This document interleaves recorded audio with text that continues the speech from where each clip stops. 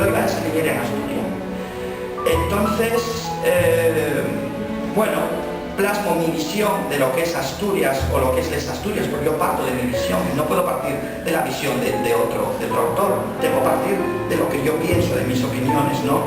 Y yo pienso que Asturias es el nombre de una tierra muy antigua que desde el año 910 va del río Eo hasta el río Asón, porque más allá del